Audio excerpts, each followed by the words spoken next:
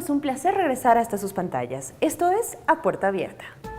En el programa de hoy conoceremos la Ley de Servicio Plurinacional de Defensa Pública. Acompañaremos al vicepresidente Álvaro García Linera en su visita en diferentes puntos de nuestro país. Y para cerrar, conversaremos con el ministro de Relaciones Exteriores del Estado Plurinacional de Bolivia, Fernando Guanacuni. Acompáñanos.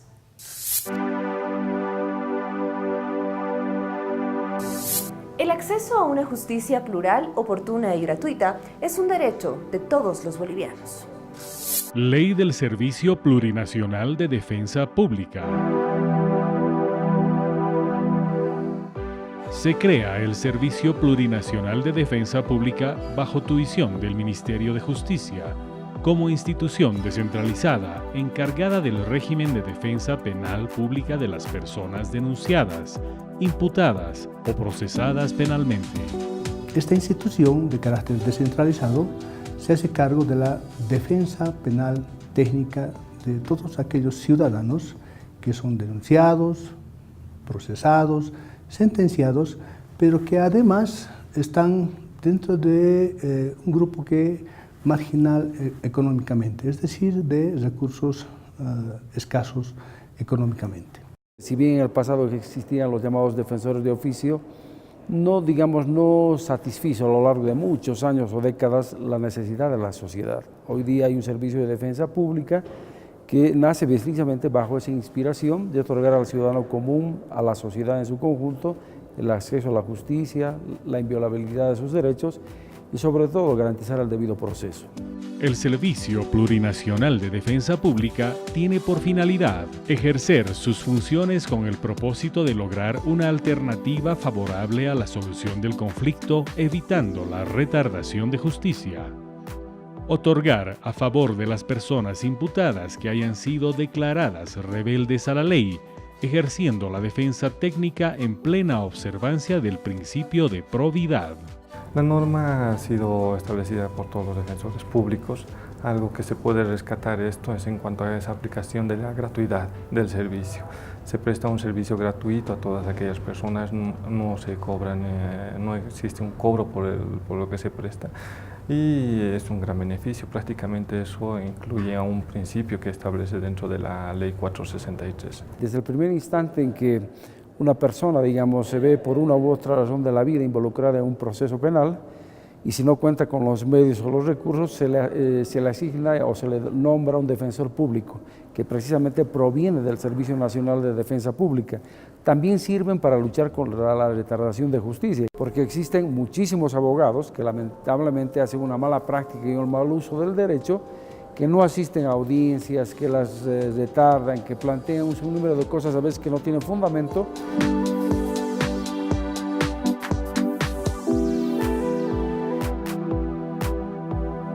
El servicio tiene las siguientes funciones: informar a la usuaria o al usuario del servicio sobre los derechos y garantías procesales y constitucionales que le asisten en su idioma, promover prioritariamente la conciliación o la aplicación de la salida alternativa al proceso penal, realizar visitas semanales a los establecimientos penitenciarios o cualquier lugar en el que se encuentren personas privadas de libertad, garantizar la defensa técnica especializada de las personas adultas mayores, niñas, niños y adolescentes, en coordinación con entidades y autoridades competentes. Esta institución no solamente hace el mecanismo de la defensa dentro del mismo proceso penal, sino dentro de sus funciones también establece la búsqueda de los métodos alternativos de solución al conflicto.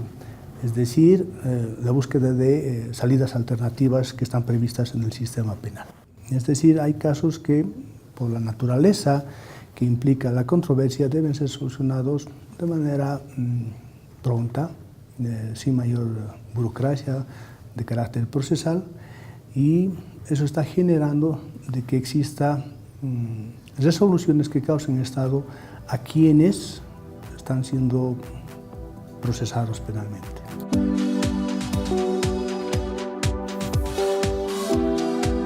Esta institución, que es descentralizada, está bajo tuición del Ministerio de Justicia y Transparencia Institucional, pero orgánicamente Institucionalmente está compuesta por la Dirección Nacional, está debajo de la Dirección Nacional una dirección de supervisión y control.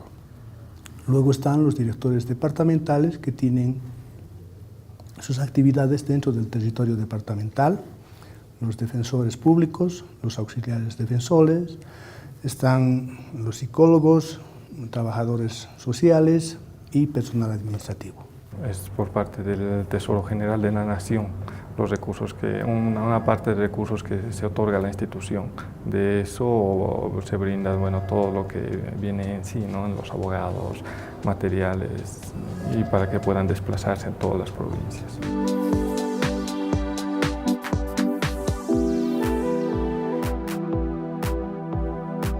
¿Qué es lo que debe hacer la sociedad?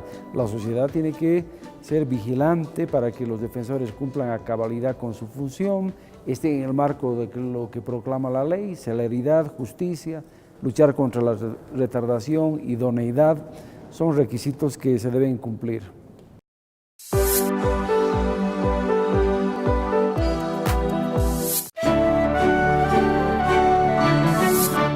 Compartamos el recorrido que tuvo por el país el vicepresidente Álvaro García Linera, siempre con el objetivo de otorgar una mejor calidad de vida a los ciudadanos.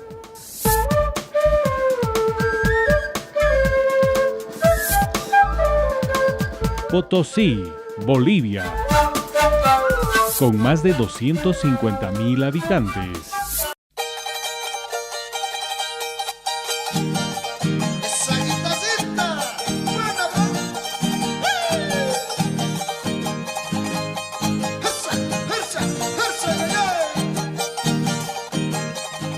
Hermanos y hermanas, el día de hoy los hemos convocado, los hemos sacado de la casita rápidamente para hacer entrega de 95 viviendas. En Ticaloma, 23 viviendas. En San Ignacio, 1. En Plan 706. En Piutucani, 16. Y en Santa Fe, donde estamos ahorita, 49. En total, 95 viviendas. Nuestro presidente Evo va a entregar viviendas fundamentalmente a la gente más necesitada, a los más humildes. Y los más sufridos son las madres solteras. La madre es padre, es tío, es profesor, alimenta, cuida, lava, educa como una auténtica heroína. A esa madre soltera vamos a seguir entregando prioritariamente las viviendas sociales.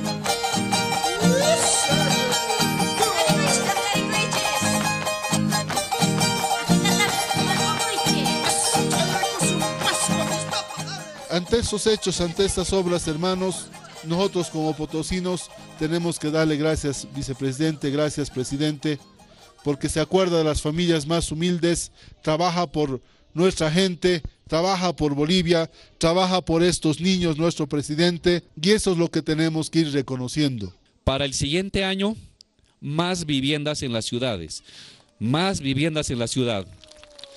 2/3 partes en área rural, 1/3 parte aquí, que es en correspondencia a la población, ¿no? Más o menos aquí está 1/3 parte de todos los potosinos.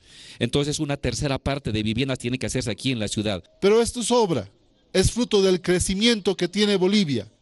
Si Bolivia no crecería, no tendría plata. Y si no tendría plata, no se haría obras como estas.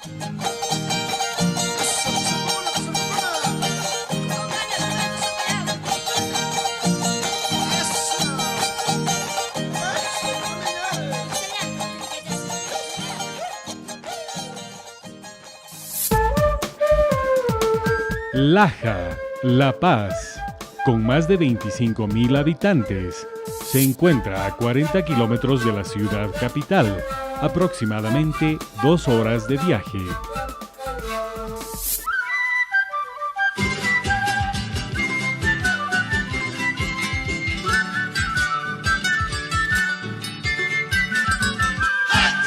Hermanas y hermanos, hoy día estamos empezando a acompañar al Departamento de La Paz, semana de aniversario, y por eso estamos acá para inaugurar una nueva industria para el Departamento de La Paz, que es la transformación de fibra o lana, de llama, de alpaca, para bien de todas y todos. Cuando llegué a La Paz, encontré una ciudad con sus florcitas, lindas cholitas, qué linda que es La Paz.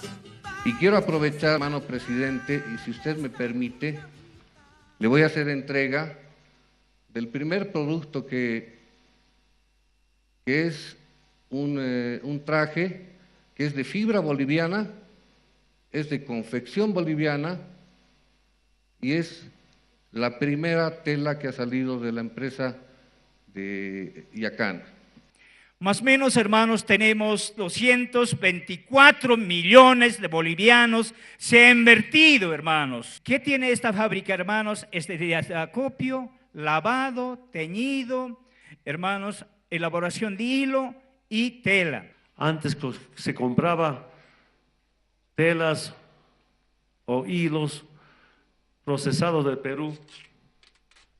Ahora el compañero gerente me dice que vamos a exportar más en algunos países. Muchas gracias, hermanas y hermanos, que también podemos darle valor agregado para exportar ya procesado o semiprocesado. Semiprocesado como top, hilos y telas. Es nuestra obligación como dar importancia a estos productos. Para terminar, ayúdenme a decir, ¡que viva La Paz! Cuando llegué a La Paz, encontré una ciudad con sus florcitas, lindas cholitas, qué linda que es La Paz. Cuando regresemos, visitaremos el Ministerio de Relaciones Exteriores del Estado Plurinacional para conversar con el canciller Fernando Guanacuni sobre las políticas internacionales de nuestro país y los principales logros alcanzados.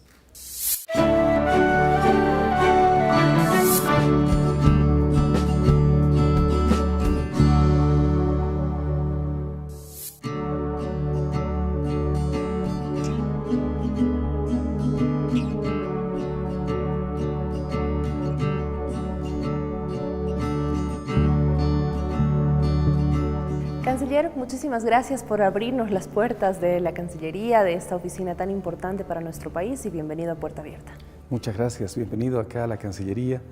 Aquí es donde se gesta, en este edificio, se gestan muchas decisiones de las políticas del Estado Plurinacional para el mundo. Y además también acá este edificio guarda recuerdos invaluables de nuestra historia. Canciller, me gustaría que nos cuente acerca de los dos tipos de diplomacia que se ejercen y que también nacen en este edificio, en la Cancillería. Desde el año 2006 tenemos una característica distinta del servicio exterior. Uno es la diplomacia tradicional, la diplomacia que se conoce convencional. El mundo se maneja en el sentido occidental, pero nosotros, como una cosmovisión distinta de nuestros pueblos que se ha constitucionalizado, hemos generado una nueva diplomacia. En realidad hemos retomado una diplomacia, la diplomacia de los pueblos, la diplomacia de los pueblos por la vida, que es muy distinto. No solamente es la diplomacia común, convencional, sino es el diálogo de las organizaciones, diálogo de las naciones indígenas originarias, diálogo de pueblo a pueblo. Canciller, es importante que nosotros también entendamos que a partir de este nuevo gobierno encabezado por Evo Morales, la visión desde la Cancillería y desde el Servicio Exterior también ha cambiado. También las políticas exteriores han sido modificadas. ¿Qué podemos decir al respecto? El Estado Plurinacional emerge, visibiliza en primer término, pero también incorpora la cosmovisión ancestral. Y la cosmovisión ancestral tiene una característica, que es la cultura de la vida. No solamente es la cultura de lo humano, que es la característica del pensamiento occidental. Si vemos todos los referentes, los libros de Occidente, solamente se basa en el ser humano, como centro del mundo y de la vida. En cambio, para los pueblos indígenas originarios, no solamente es el ser humano es una parte nada más. Como decimos, somos hijos de la Madre Tierra, por lo tanto hay una premisa de cuidar la vida, porque la vida es un tejido sagrado. Por lo tanto, esta cosmovisión permea en el accionar de las políticas públicas del Estado Plurinacional. Por ejemplo, el vivir bien, los derechos de la Madre Tierra. Es decir, empiezan a crear un pluralismo muy importante para generar una nueva tipo de convergencia en las políticas públicas de Bolivia. Canciller, pasemos para seguir conociendo las instalaciones.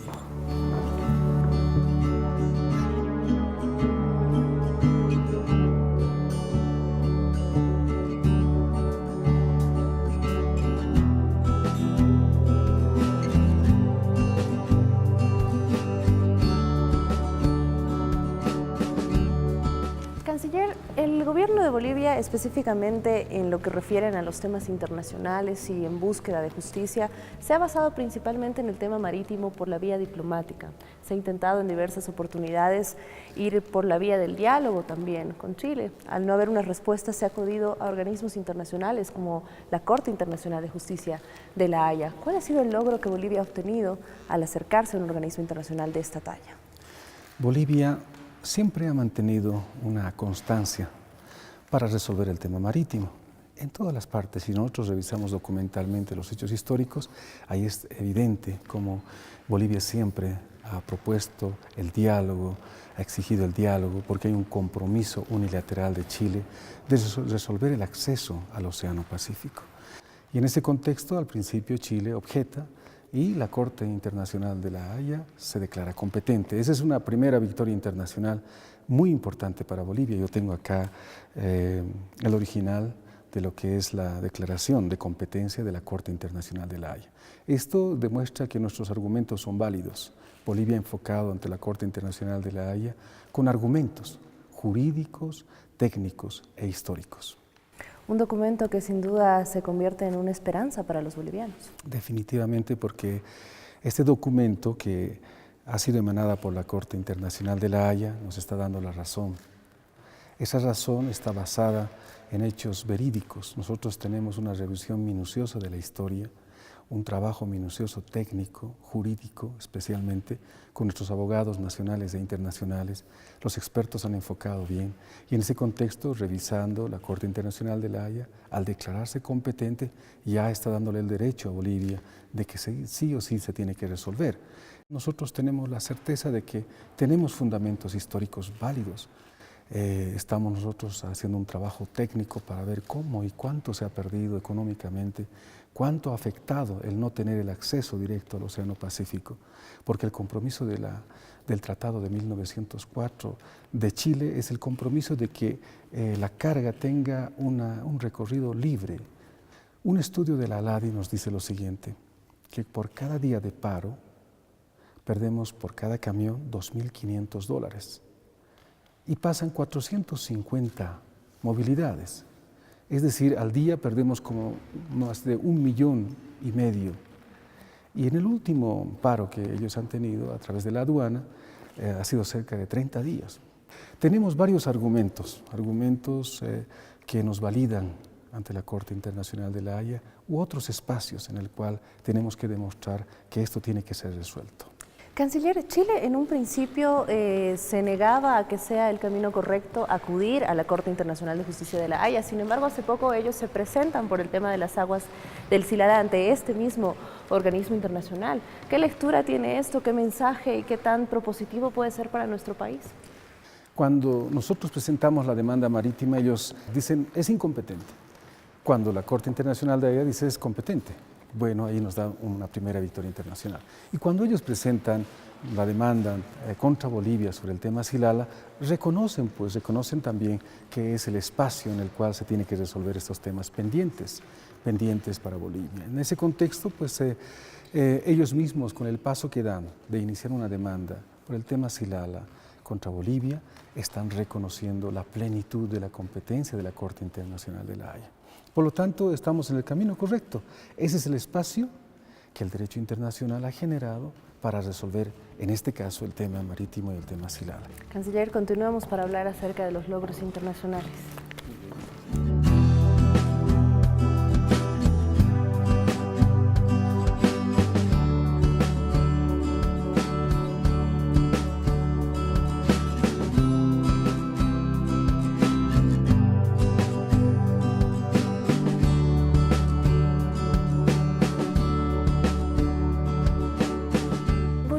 Ha logrado en estos últimos 11 años logros importantes a nivel internacional y hablando específicamente de la ONU, ha logrado presidir el Consejo de Seguridad, ha también logrado que se reconozca el Acullicu, que se reconozca el Amazúa, Mayulia, Maquella. ¿Cómo podríamos nosotros entonces calificar el papel que está viviendo Bolivia en estos últimos años en organismos internacionales?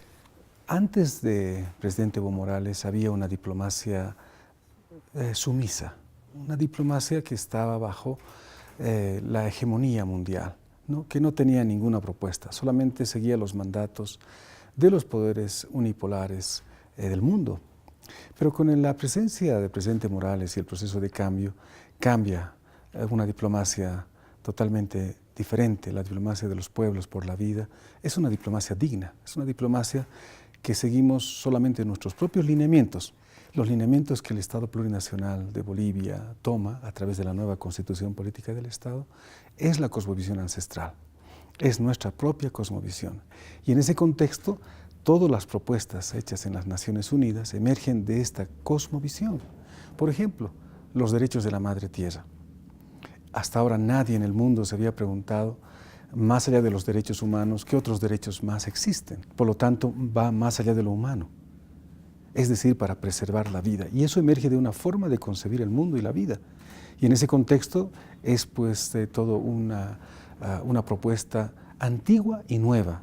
Antigua porque emerge de la cosmovisión ancestral, nueva porque Occidente no lo había tomado en cuenta, nunca lo toma en cuenta. Por ejemplo, el agua como derecho humano significa que el agua no se debe vender, no se puede comerciar con algo tan importante y tan vital. Si el agua se vende, pues entonces la vida dependería de cuánto dinero tiene cada uno, ¿no? Y la propuesta del paradigma del vivir bien es retornar al equilibrio que significa recuperar la identidad, recuperar la vida, el equilibrio y la relación con la madre tierra, el equilibrio con la vida. Por lo tanto, Bolivia, a través de la experiencia ancestral, generacional de los pueblos ancestrales, de las naciones ancestrales, empieza a poner en la mesa de debate, y hoy son mecanismos de declaraciones de las Naciones Unidas, de instrumentos, como por ejemplo la Amazúa, Mayuya, Maquella, empieza a visibilizar y a poner la cosmovisión y el paradigma ancestral como una respuesta a la crisis global. Canciller, no solamente Bolivia ha sido un digno representante o ha hecho escuchar su voz a nivel internacional, también nuestro país ha sido escenario de grandes encuentros de varios mandatarios y de autoridades a nivel internacional. Es el caso de la reciente cumbre por un mundo sin muros y también de la cumbre del G77 más China. Bolivia ha sido sede de varias cumbres formales, oficiales, como por ejemplo el G77 más China, que pues ha sido un encuentro muy importante con las características propias de Bolivia, no solamente en la parte protocolar, sino en las propuestas de los lineamientos para resolver temas importantes multilaterales. Pero también hemos tenido eventos como Tiquipaya 1, Tiquipaya 2, que son ahora mundialmente referentes para cualquier decisión para empezar a tener perspectivas del cuidado de la vida. En ese contexto, Tiquipaya 1, Tiquipaya 2 ha sido referente para lo que es los derechos de la madre tierra. Y ahora hemos tenido recientemente una conferencia mundial sobre algo importante y fundamental, la ciudadanía universal. Pero lamentablemente la visión colonial ha criminalizado la migración. Tratar de decir de que la migración latina es una migración no aceptable y han empezado a generar muros. Y además los muros jurídicos. Bolivia en eso está muy claro, planteamos de que la migración tiene varios factores. Seguramente ahora la crisis climática generará también otro tipo de migraciones. Tal vez la falta de agua generará otro tipo de migraciones. Lo que sí tenemos que resolver es que a través de la ciudadanía universal podamos integrarnos, resolver estos temas que son reales y que existen. Canciller, ya para finalizar, a lo largo de toda nuestra conversación, usted nos ha ido hablando sobre la importancia de nuestro contacto y nuestro respeto hacia la madre tierra, hacia la cosmovisión andina, hacia nuestras costumbres, hacia nuestras raíces. Y usted es un claro ejemplo de una persona que vive en armonía con todos los componentes espirituales que existen en nuestro país. Parte de ello está también en su oficina. Me gustaría que nos cuente un poco acerca de cómo eso puede impulsar o fortalecer también su trabajo en esta cartera de Estado. Cada ser humano tiene una fe y muchos han optado por distintas fees. Nosotros seguimos la espiritualidad ancestral indígena originaria. Esa espiritualidad que no tiene una jerarquía, sino tiene una fe de una concepción de vida. Yo aquí en mi oficina tengo mis illas. Illas son piedras, ¿no? Y además están los textiles que mi abuela hizo para mí. Entonces yo los guardo con la coca, porque la sangre que fluye en nuestro cuerpo no solamente es algo físico, es experiencia generacional. Está en nosotros, toda la historia está en nosotros. Y siempre me detengo en las mañanas para para preguntarme primero y acudir a esa fuerza ancestral y poder resolver, ya no solamente en un sentido individual, sino qué puede beneficiar y qué va a beneficiar a Bolivia. La cultura de la vida integra, la cultura de la vida cuida a todos. Hay un principio de esta espiritualidad que a mí me acompaña permanentemente y dice, ¿no?, que todos vayamos juntos, que nadie se quede atrás, que todos tengan todo lo necesario y que a nadie le falte nada. Canciller, agradecerle por habernos abierto las puertas de su vida, de su trabajo, de las responsabilidades y también por contarnos los logros importantes que ha alcanzado nuestro país. Muchas gracias y recordarnos que estamos viviendo los mejores momentos de nuestra historia. Hoy la Bolivia que está caminando es una Bolivia distinta, sonríe y se ve al espejo y se siente digno, recupera los valores ancestrales y con ellos vamos a proyectar la esperanza de Bolivia.